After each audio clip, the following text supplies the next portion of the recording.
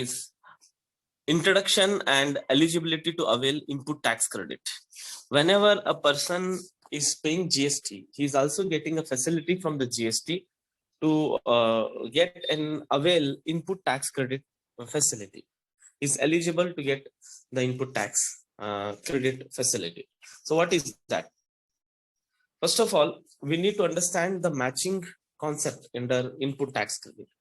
So the claim of input tax credit and provision acceptance thereof ITC, every registered person shall be entitled to take. So every person who is registered under GST, he has an authority to take the benefit of input tax credit. The credit of eligible input tax as self-assessed in his return, and such amount shall be credited on provisional basis to the electronic credit ledger. Now, when a person has the credit is of the eligible input tax, he has self-assessed, he has self-calculated that he is eligible to get this much of input tax credit, and while he is filing a return of GST. But on such amount, here the directly amount will not be credited to the bank account. It will be credited to his electronic credit ledger, right? On the provisional basis first. When it is approved and it is credited to electronic credit ledger. The said provision credit to the input tax shall be utilized only for the payment of self-assessed output tax as per the return furnished in GSTR 3. Now, whatever benefit he is getting by this, that provision credit of input, it shall be utilized. Why? Only for the payment of self-assessed output tax. That he can't utilize it for any other purpose. It will be utilized, that input tax credit benefit will be utilized for the provision of credit of input tax, right? For the payment of self-assessed output tax. And it has to be furnished in GSTR form number 3. The details of every input supply furnished for the tax paid in form GSTR 3 shall be matched. So whatever in form 3 he is submitting, that detail has to match with the earlier GSTR 1 and GSTR 2 what he is submitting. With the corresponding details of outward supply furnished by the correspondent registered person, IGST paid on the goods imported by him for duplication of claims of input tax credit. So these all things has to match with each other. If these all things are not matching, then he will not get a benefit of input tax credit.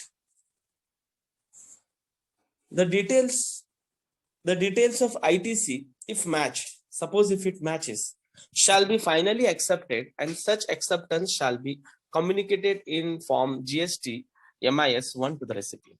All right. But finally, when it is accepted by the GST authorities that you are eligible to get the input tax credit, then it will be communicated to the person. Thus, provisional credit becomes final credit of ITC in the electronic credit ledger. So whatever was the provisional credit, right? It was not the actual credit. It was the provisional amount of credit. Now it becomes the final amount of credit in the electronic credit ledger. If the input tax credit claimed by the recipient in respect of inward supply is in excess of the tax declared by the supplier or the same supply, the outward supply is not declared by the supplier in the valid return, the duplication of claim of ITC by the recipient. If any of the three cases are there, in that case, suppose if it is excess than the declared by the supplier, by the same supply, or outward supply is not declared, or even if it is a duplication of ITC by the recipient, the said discrepancy shall be communicated through GST portal on or before the last day of the month in which matching has been carried out. So if these things are contained, it will be communicated to the person, to the recipient in e-form GST MIS 1 and to the supplier in e-form GST MIS 2. The supplier and recipient shall do a suitable rectification. They have to do a rectification, like they have got an error, like they are paying an excess to the tax declared, or supply is not declared, or duplication has happened. So that means either the recipient who has received or who the supplier, that between them there has to be a simple suitable rectification in the statement of outward supply GSTR1 to be furnished for the month in which a discrepancy is reported, or in which there has been a shortage reported, that particularly has to be submitted by the supplier or a recipient, in whichever side that problem is arising. Where the discrepancy is not rectified, an amount to the extent of discrepancy shall be added to output tax liability of the recipient in his return to be furnished in form GST3 for the month succeeding the month in which discrepancy is made available. So where suppose the form or the liability to the recipient is not returned or furnished in GSTR3, now it will be given, that particular amount will be given in the succeeding month. A receipt in whose output tax liability amount has been added shall be liable to pay interest at 18%. Right, when it is added to the output tax, right, a recipient will be liable to pay an interest of 18% from the date of availing of credit.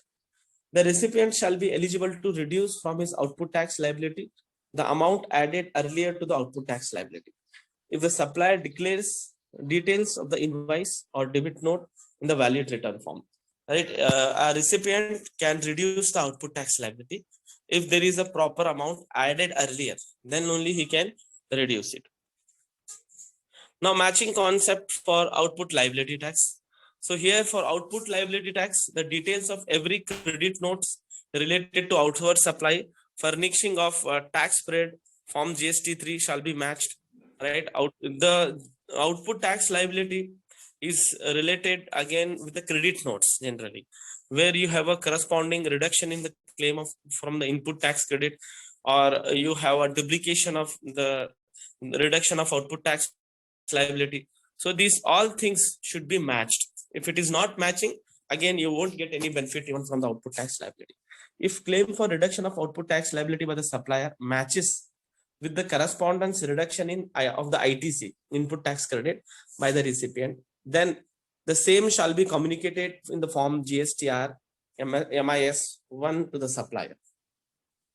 Then if the reduction of output tax liability by the supplier in respect of outward supply is in excess to the reduction in input tax credit, the corresponding credit note is not declared, the duplication of a claim reduction is not in output tax liability by the supplier. So in these all cases, if the reduction of output is by the supplier in all these cases has happened, then the said discrepancy shall be communicated through GST portal on or before the last month.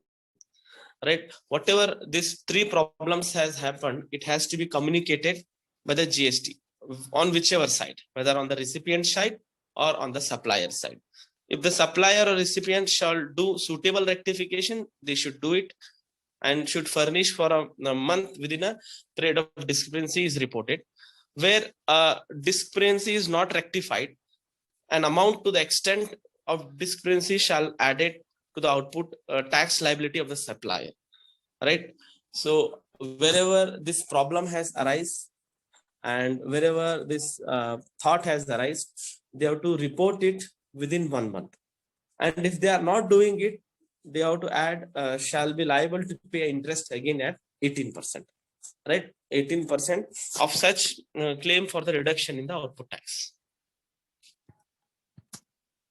The supplier shall be eligible to reduce from his output tax liability the amount added earlier to the output tax liability if the recipient declares. Right, if any recipient is there, if they are declaring anything like credit notes in his valid return, which shall be communicated electronically to the suppliers making such claim in the form GST MIS 1.